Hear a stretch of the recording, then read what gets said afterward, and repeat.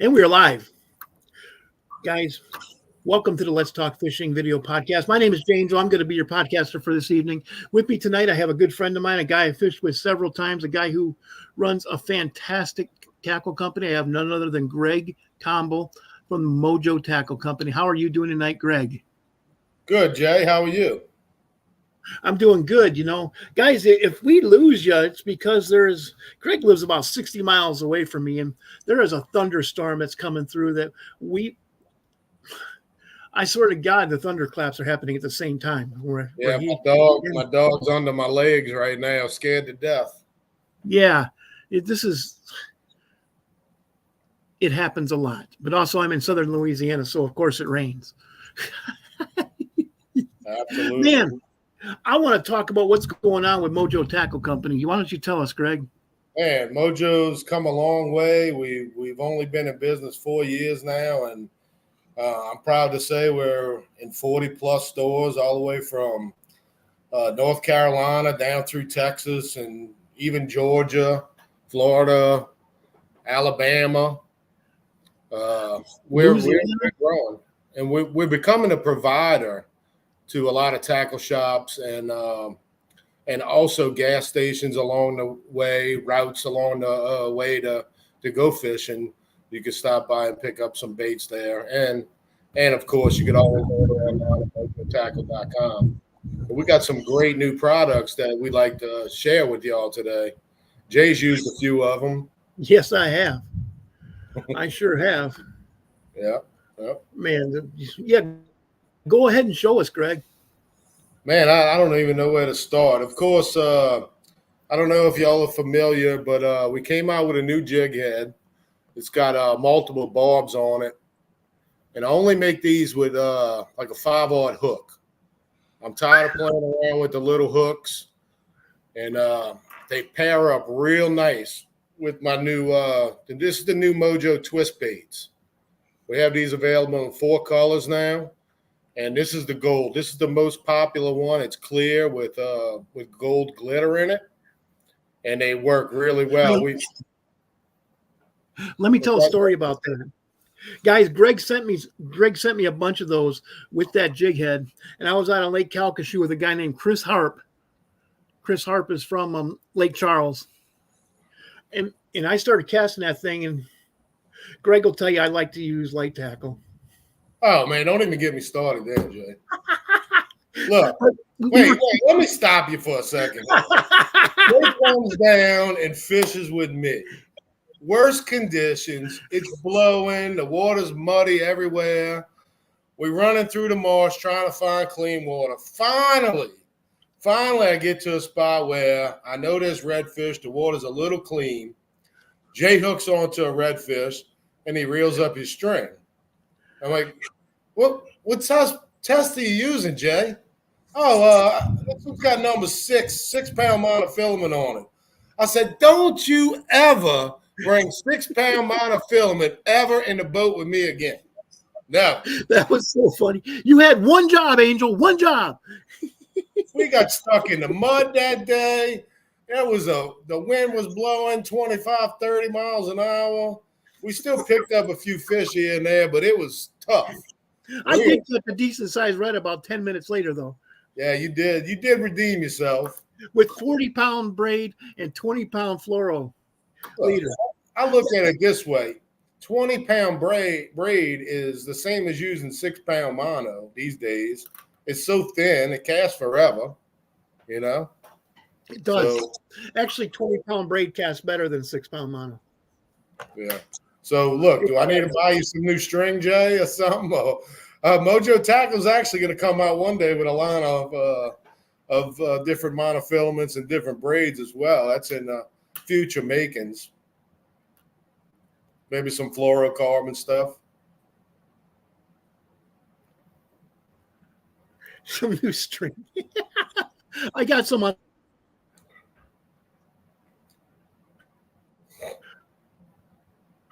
I do apologize for this, but man, so anyways, I hooked in on the grub that Greg just showed, that color schoolie trout, little 12 inches on the first 2 casts. Then I hook into a good size red. That thing took me underneath the boat. I've never had a fish do that to me before. That was exciting. That was a big redfish. Yeah, it's it always went exciting. All the way underneath the boat, and I was like this, running around. I was like, you've had that happen? You've had one go completely underneath the boat? Especially the ones that we don't want to keep. Heck. Sometimes my arm's hurting so bad, I just want to pop the line. Yeah. But that was exciting, and that was on the Oh, that was on your that was on the twisty that was either on the twisty or the little glass minnow series we have. I don't know if anybody's ever been out there fishing. You pull a trout in the boat and it spits up all those little glass minnows all over the floor. This is like a 2 3/4 inch. It was on the twisty. Okay, I forget what we're doing. And yeah, got the twisty glow. Yeah. But these things, man, I'll tell you what. That was a twisty. It was the gray or the tan color twisty. Well, yeah, it's gold flake. This is the one you were using. These things too.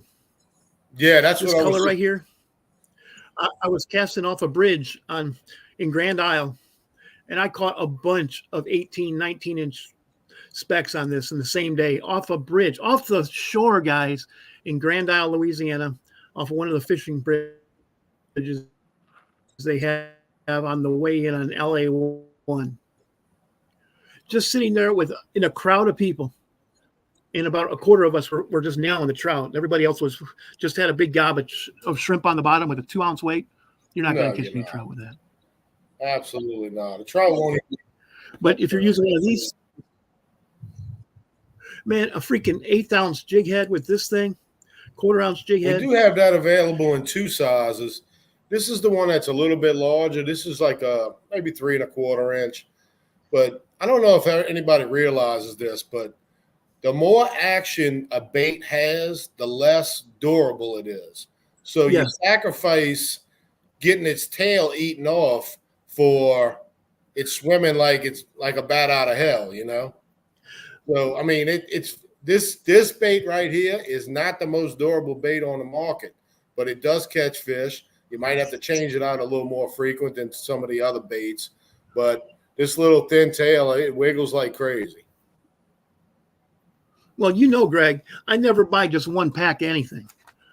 I'm going to order 8 packs of these because if a trout bites off the tail, I reach into my pocket and I get another one. It does happen. And you know what? The ladyfish, if there's ladyfish around there, it kills me. They some kind of way, they got the sharpest teeth and they'll cut it every time. Well, it takes a few trout to knock it off of there if they hit it right, but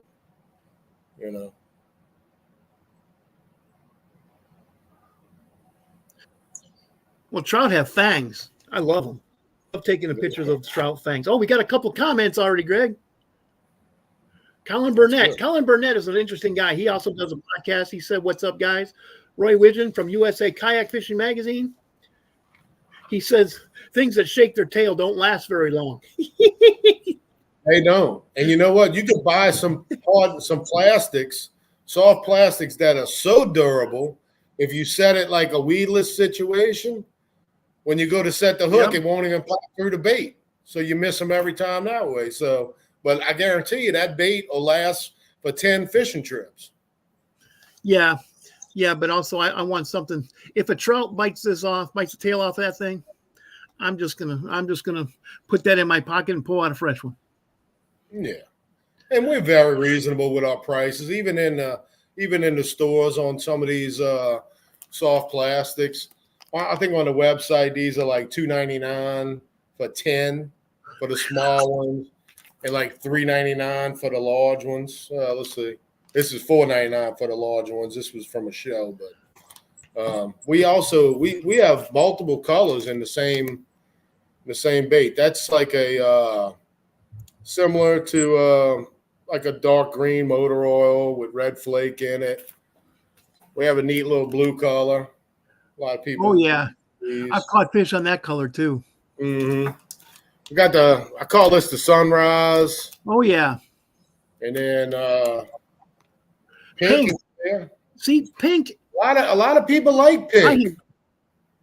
I have literally been catching fish on pink for 3 decades. In fact, I used to have, when I fished for walleyes up north, I would take the original wrapple of floating minnows, have them pay a guy to sand them down. That same guy would powder coat them with a pink color. And I brought home money in about half the tournaments I fished with trolling those things. Absolutely. And also I had pink jigs for crappies. Absolutely. And now,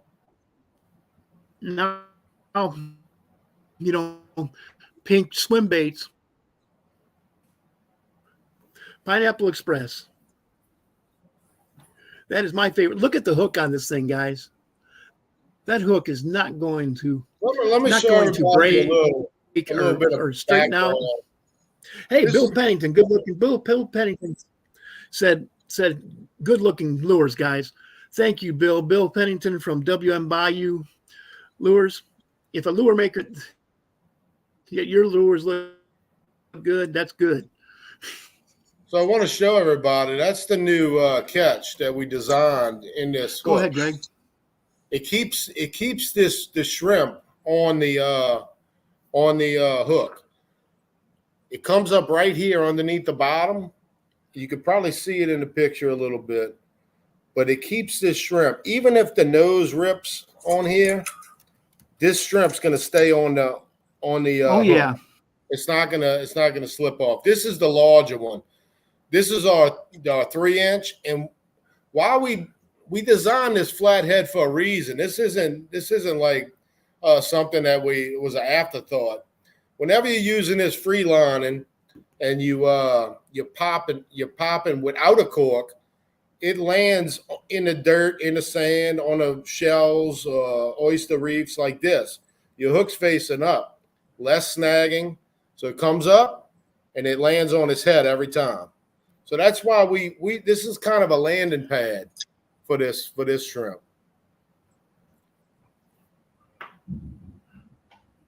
Actually, Colin Burnett from a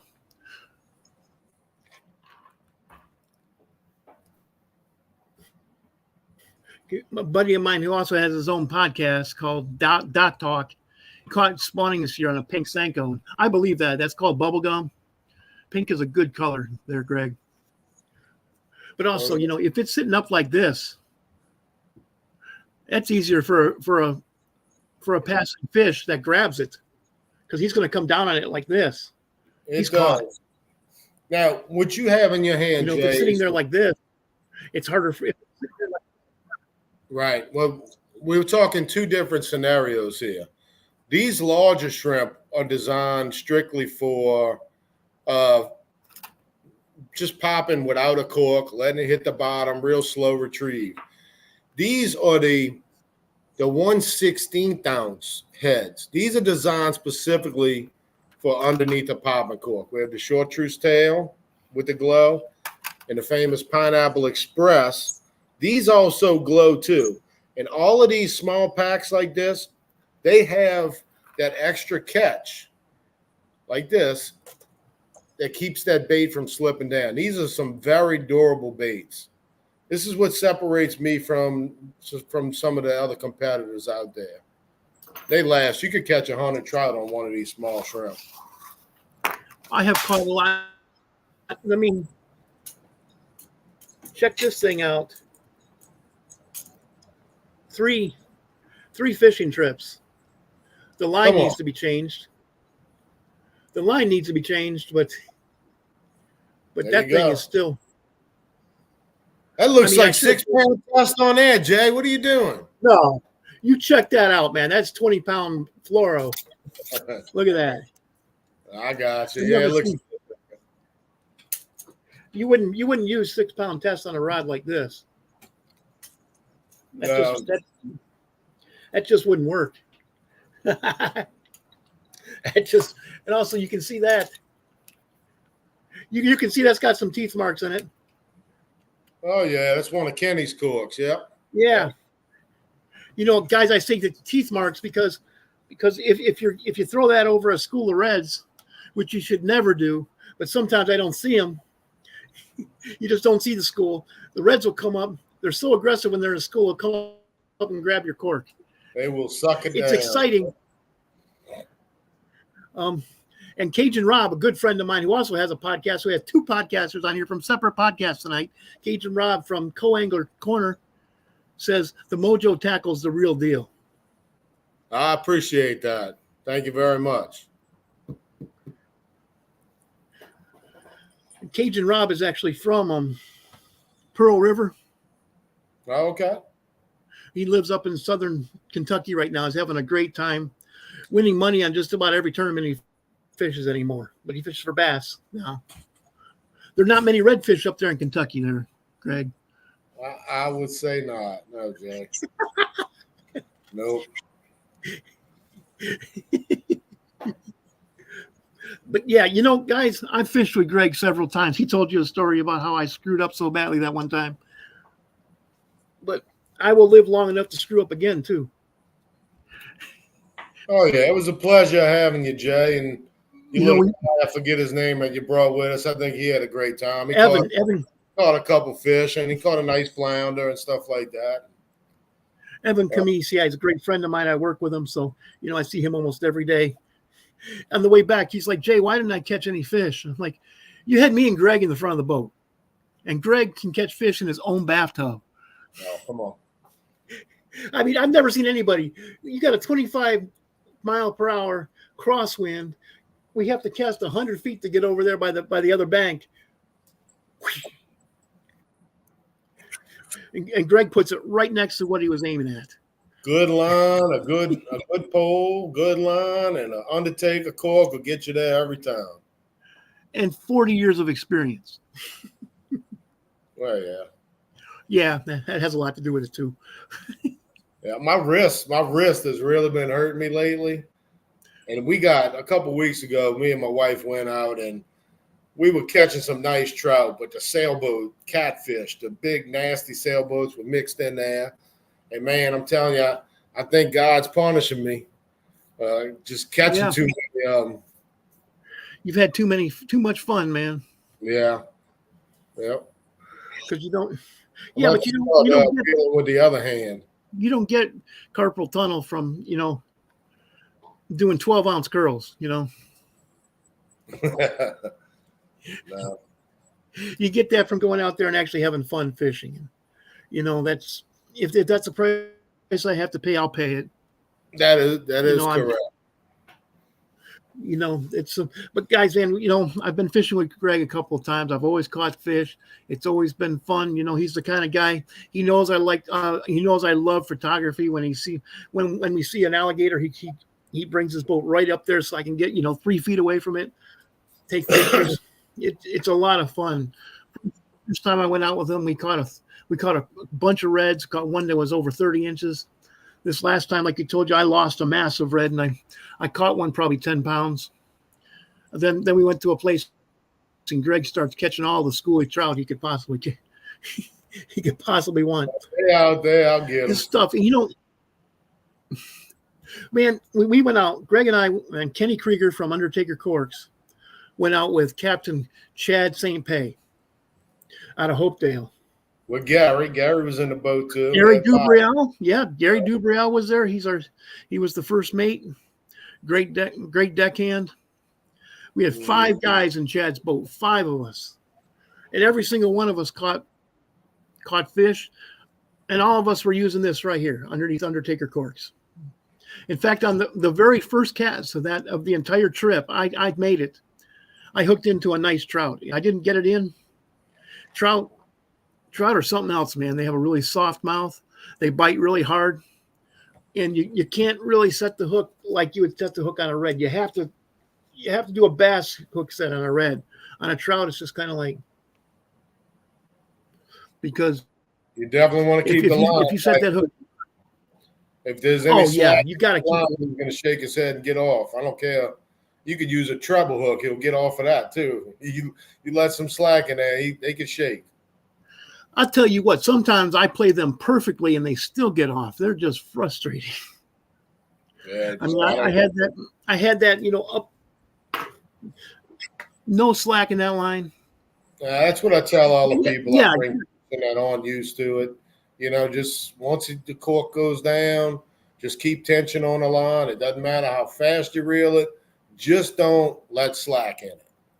yes, Colin. Colin just said, "Is it like catching crappie?" It's a lot like catching crappie, except these fish really fight, and they shake their head, Colin, like a walleye. The first time I hooked into one, I'm like, "This cannot be a walleye," but it certainly feels like it because they sit down there and shake their heads. And the big fish, actually, we use, like he was saying, you got to use a medium action rod with a really good backbone, because you never know if you're going to hook into a 20-pound red or a 10-ounce trout. You just never know.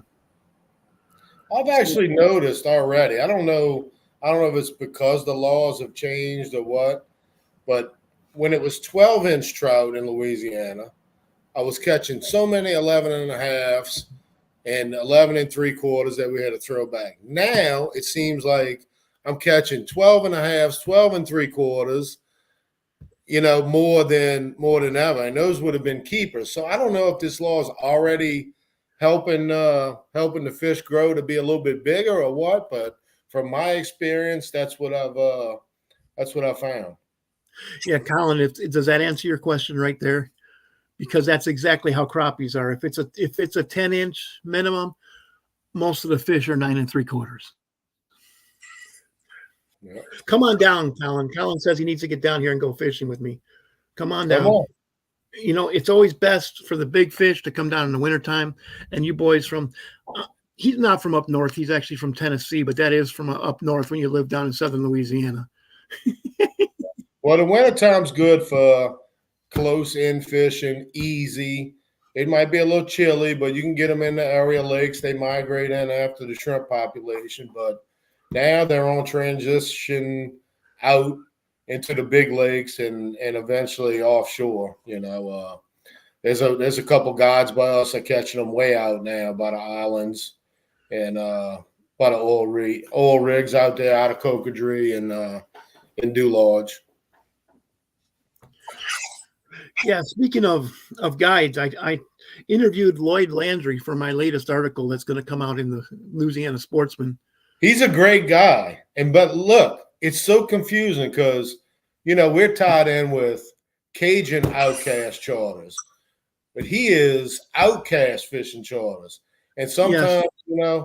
Maybe at night I'm drinking, I'm tagging one of them or something like that. It's like, oh, you tagged the wrong outcast. But both guys, they great fishermen.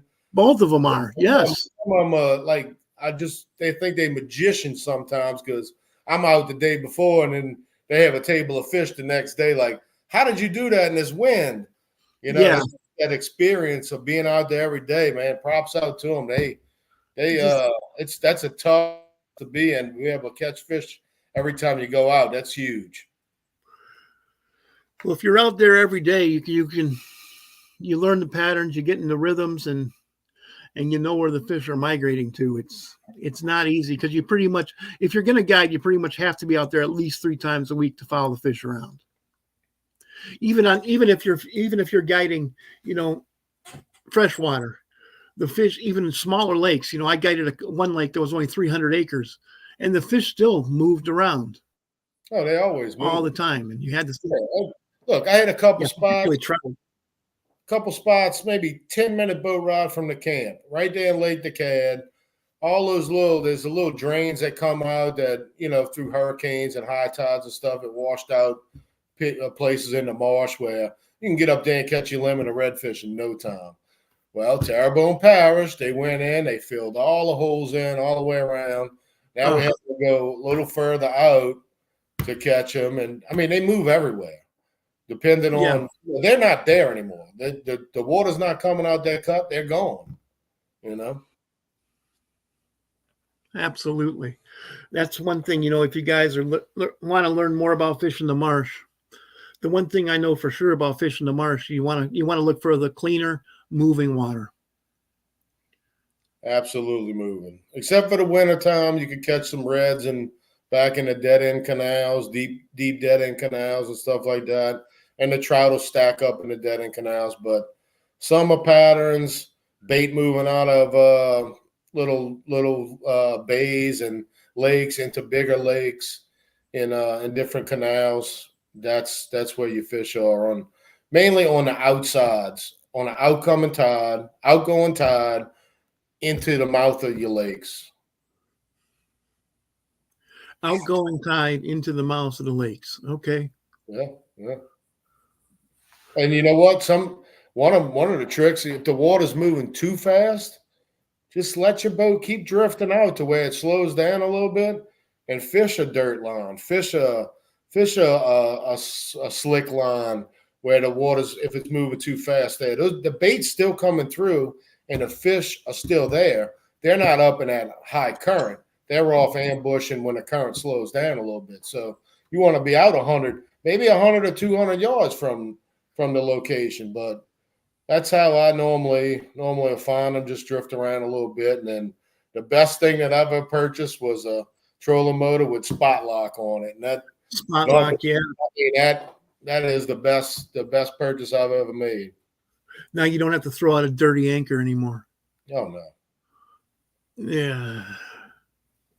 I did that for so many years. In fact, in Dad's boat, I was the anchor tender. Sometimes I felt like that's all I had time to do.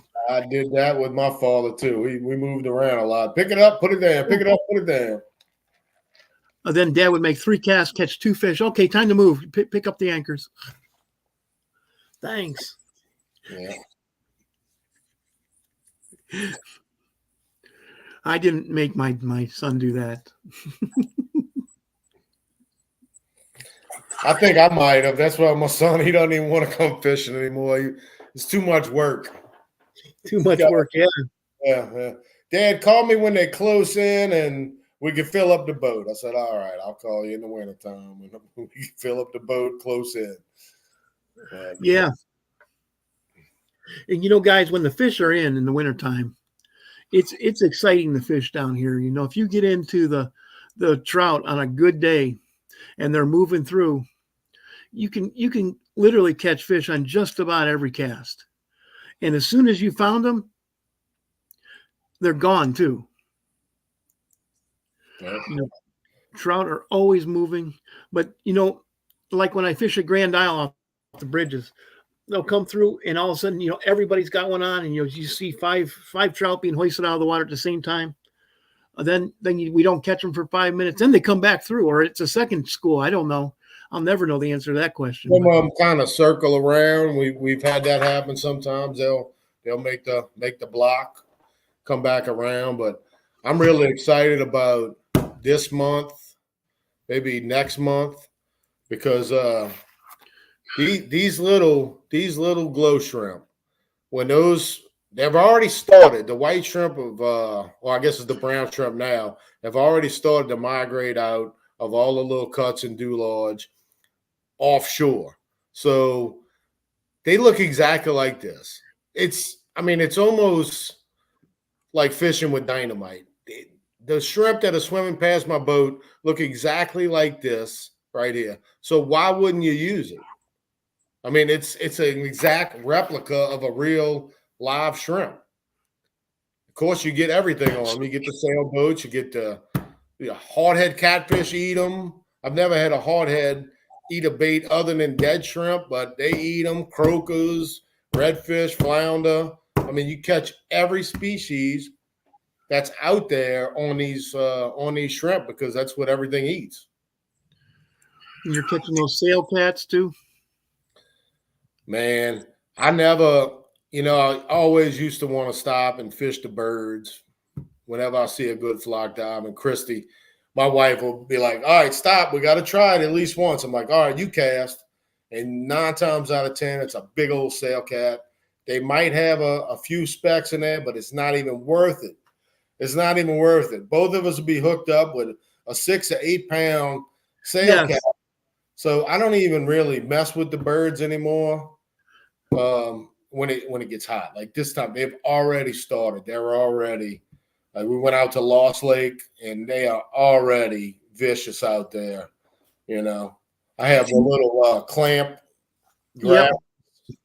That's the only thing that grab them and take them off and throw them back in the water. Take the hook out, throw them back in the water. But they're that same thing happened to us on Lake Calcasieu.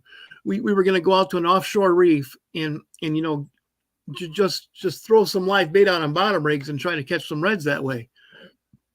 So we went out there, and my second rod I had the Undertaker cork and the Mojo Shrimp, and I look over there as soon as I got the shrimp out, about 3 foot rollers coming through, and I see that rod is just buried. So I pick it up. Oh, this is a big fish, and I tell my partner.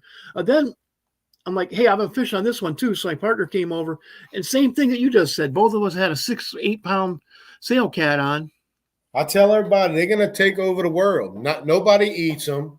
They probably the sharks don't even eat them things.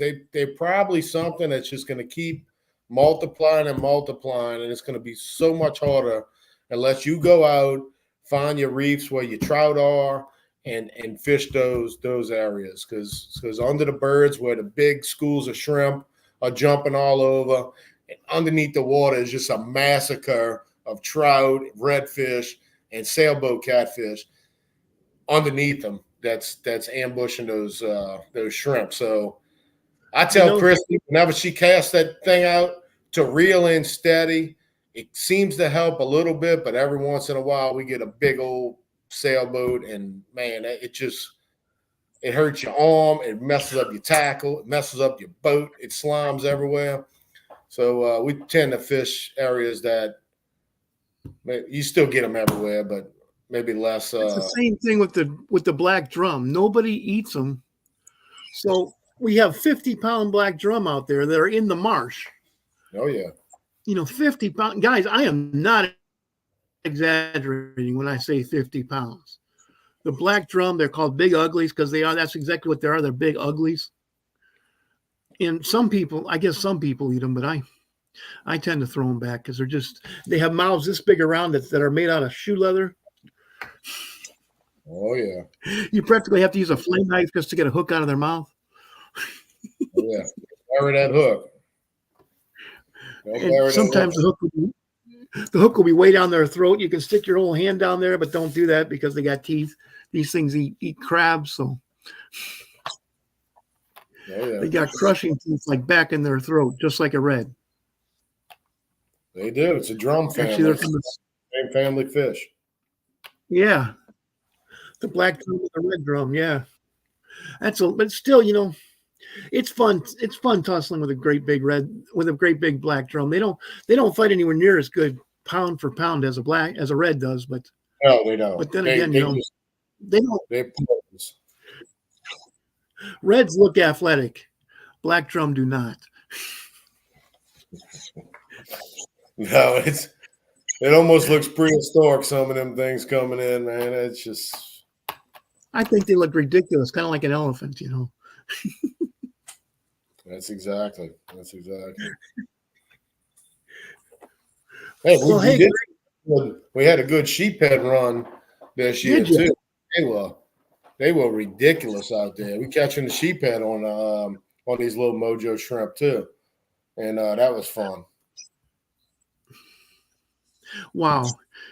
This year I caught my first sheepshead on a cockahoe minnow. I didn't think they ate stuff like minnows. I thought they just ate the crustaceans, small crabs, shrimp. Yeah. If you have a clean one, that's all it's got in its belly is rocks. Crab shells, rocks, barnacles, oyster shells, whatever. It's rocks. Well, I've barnacles, oysters, shells, just shells in its belly. That's all they eat. I've been told if you want to clean a sheep's head, you have to have an electric knife. Yeah, we use the Filet-Zol. Filet-Zol works pretty good, but I don't normally keep the sheep head. I just let them go, and maybe if we want to try them one night a different way or something, I'll keep a few of them. But a lot of times we just throw them back. 22-inch red, 24-inch red, great for putting on the grill. Absolutely. That's my favorite way to eat them. My wife likes to fry them, but fine, we'll fry a couple. But I'd much rather, soak them in some butter, and then put them on the, spice them up, put them on the grill. Guys, for me is, I got rosemary growing at the camp, and I got rosemary growing at my house. I go grab a handful off of it, chop it up, put some garlic, butter, lemon, mix all that up, saute it down in a pan, and then baste it on the fish on the grill. And that'll knock your socks off right there. That adds to the flavor right there. You squeeze lemons on it as it's cooking too? I mix it with the butter, like a compact butter and lemon, and but the rosemary adds a whole nother level to it, and it just. I've eaten fish so many different ways. I get tired of it. I'm like, let's try something new.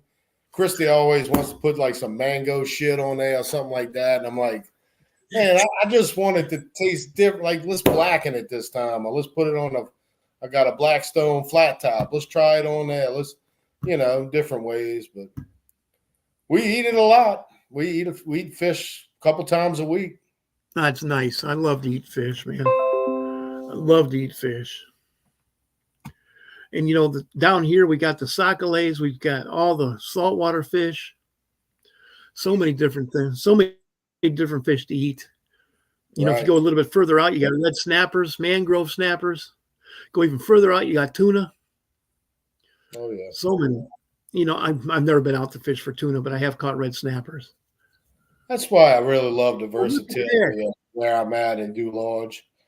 In Dew Lodge, you could go 30 minutes up to the Homer Navigation Canal and go find some canals there and catch your sac-a-lait and bass. You can run down, catch your trout and redfish and flounder. Go offshore, your hour and a half run from the camp to get out to the islands, and maybe 2 hours out to 60 foot of water and catch some snapper. I mean, it's such a versatile area. I duck hunt right across the street from my camp. Yeah.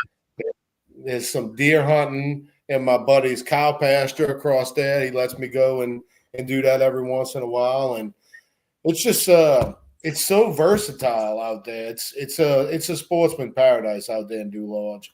And I've always come from Shell Beach, Hopedale. I fished Chef Pass my whole life. And finding this area was really a wake-up call. Like, man, this is really, really sportsman paradise. So Captain Chad came on and he said Pineapple Express and the Cajun Outcast Curly Tail by Mojo Tackle. I didn't even get that. Does he want me to go get that curly tail? You know what? It's hard to. You got a second? I can run and get it in a second. I do have a second. Right. Captain Chad, thank you for coming on. I do appreciate you, man. And we talked about you. I said you're a fantastic guide. I told a story about 5 of us on your boat. All 5 of us caught fish all day long. Captain Chad St. Pay, Cajun Outcast Inshore Charters out of Hopedale, Louisiana. What a fantastic captain who fishes a fantastic area of the inshore. All right, this is what Chad's talking about right here. Now, I told everybody you have to sacrifice durability for flexibility. This thing right here, it's scented, like with some mineral oil or fish oil on it. But Chad loves these. He orders these from me like 100 at a time.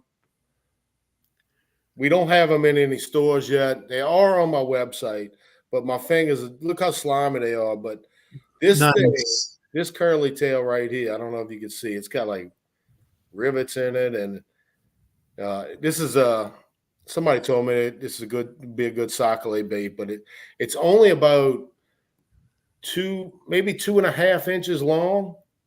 But this thing is so flexible. It's almost like a live.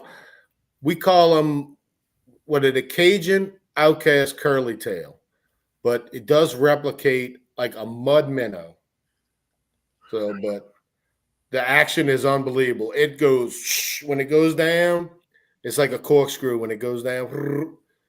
But no, it's incredible. Chad loves these things, and I know You need to push that one, bro. That's what Chad said about that. They're so slimy. I don't even like dealing with them. It's almost like dealing with a live fish with all the slime on it. You got to get stuff to wipe your hands off every time you fool with it. But no, he loves them. He sends me pictures of fish on them all the time, and I think that's his favorite over the Pineapple Express, if you ask me.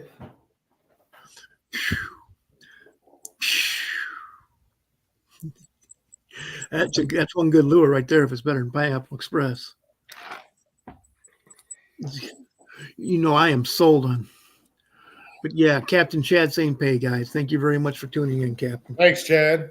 You never called me back today, though, by the way. He says slimy but effective. Effective, yeah. I mean, they do. If you get them, you want to put them on like a quarter. No, a quarter might be too heavy, like a 1/16 ounce with a number 3 hook, And man, they're effective. I've had bass come up because remember, man, if you have one of these on, you can use a small bait because this right here, man, you can cast this thing a country mile on its own. Oh yeah, yeah. So I mean, it's got a 3/8 ounce weight on it, but the weight of the cork and the wire and all that and the beads, it's probably it's good, probably 3/4, something like that. You can get it out there. And he said he got busy today. He said, "Got busy, bro. Holler at me tomorrow evening." I got you. I figured that. No big deal. Well, look, I want to tell everybody too that we are the supplier of all these tackle stores. I have people in Florida and stuff asking me to carry. I've just sent a bunch of these out. This is actually a pompano jig. I'm going to start using these out there by the islands and do large to see if they'll produce. But let me. I think I got one out the package. If anybody's been to Florida on the beach pompano fishing, so I have like probably 6 tackle shops in Florida that I provide baits for, and this was one of the top sellers right here. It's got a trailer hook on it. This is so weird to me. I've never fished with 2 hooks before, but a lot of these tackle stores are loving them. So, and I've gotten multiple. No, I've never fished with 2 hooks. Not like that. Yeah, yeah. And a lot of times the pompano, it actually bites the trailer. It actually bites it. Yeah, it drags on the sand. You drag it on the sand, you jig it. And like the pompano colors, the orange sand flea color. We got that one. There's 5 different colors in it. But we don't have these on our website. We just provide tackle stores with the stuff that they want. Wow. Yeah, you're right. I've never seen anything like that. Captain Chad said a 1/8 ounce jig with that curly tail is a ticket. And I can see that 1/8 ounce. That would 1/8 ounce would balance that jig very well.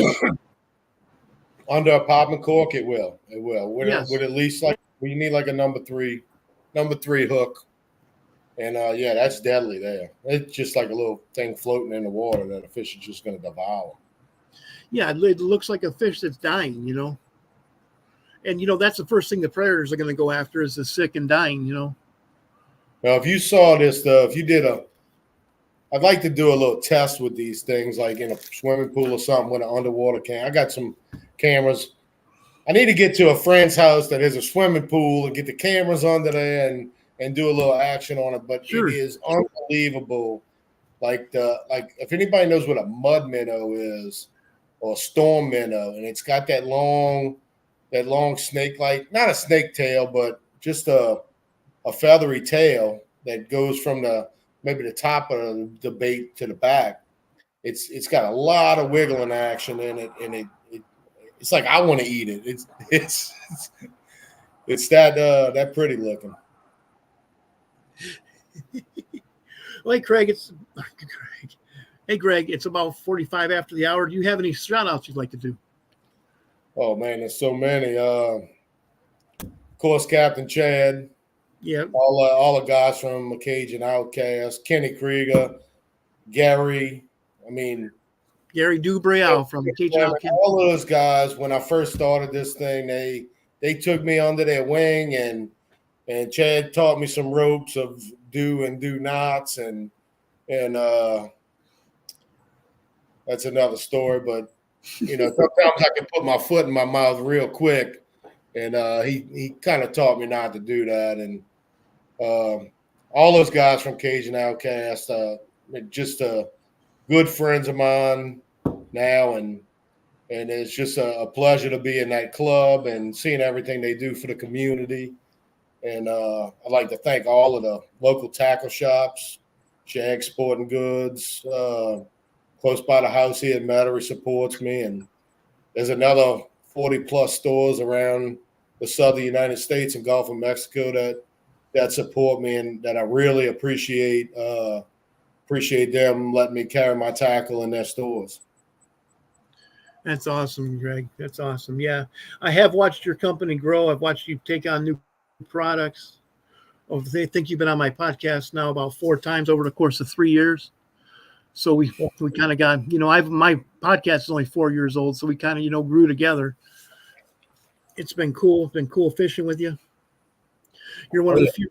You and Captain Chad are 2 of the guys who said they're going to take me fishing, and you actually did it. Thank you. It's just finding the right day for me, Jay. You can come anytime. You know that. Oh, yeah. Thank you. Thank you. Evan's still talking about fishing with you. Yeah, he's got a couple things I need to teach him, but yeah. Well, he was more of a sports guy in high school, and I was already on my way to learning about fishing. Yeah. So this is pretty much all I've ever done is fish. So, right. And I don't know how to do much. Down the bayou, like if you're going toward Homer, Cocodrie area, Sanji Sporting Goods is a big supporter of me, as well. That's going down toward Dulage and Cocodrie, Dulac area, and then going down to Cocodrie, I'm in Lappery store. He's got like a historic store down there at the crossroads. They call it Cocodrie, and he just purchased some bait from me. We have a little bayou docking shop up that way. On the West Bank, if you go into Venice, you could hit up B&B Tackle. Yeah, Austin plays on. Yeah, he carries my stuff, and I try to get a store in every route going south. So down in Mississippi, I'm with some great people. A&A Tackle and Marine right there in Gulfport. There's some great people they selling a bunch of my products, and I can't mention everybody because I just can't remember them offhand. But all over the coast, we're doing really, really well. I got a shrimp rack right here on Canal Boulevard by the lakefront at Ace Hardware. The guys love me over there. They sell the hell out of them. Ace Hardware. Ace Hardware, man. On Canal Boulevard and Robert E. Lee. They're selling them over there. Yep. Wow, that's great. Well, Greg, I know you're here. The trailer shop right around the corner here, Pearson's Trailers. He's got a rack in there that, they might give more away to their customers when they repair their trailers, but he wanted a rack in there. We put it in there. We'll put them anywhere. Anybody that knows a tackle shop that might want them, I'm sitting on. I probably made 50 Cypress racks that I made by myself, made them and burned them, over 50. And I think I got 4 left in the garage waiting to go somewhere. Wow. That's awesome, Greg. Well, hey, man, thank you very much for taking time out of your busy schedule. I know you got a million things to do. Absolutely, Jay. Hey, man, it's been a pleasure. I appreciate you having me on. Yeah, anytime, man. Well, just like you said, I can fish with you anytime. Well, you can be on my show anytime. Just give me a call, and I'll schedule you in. Absolutely. And I'd like to thank everybody for coming on to Let's Talk Fishing podcast. I know we had some technical problems tonight, but there is heavy weather coming through southern Louisiana right now, and I don't know how that affects the fiber line, but it sure does. It shouldn't affect fiber, but it shouldn't, but it does. It does. So anyways, man, thank you guys. And you know what, guys? It's Thursday night. Make your plans. Get out there fishing. Because remember, you only get to do this life one time. Absolutely. And Greg, stick around for 2 minutes after that. I'm going to end the podcast with that. And thank you, guys. Sure thing, Jay.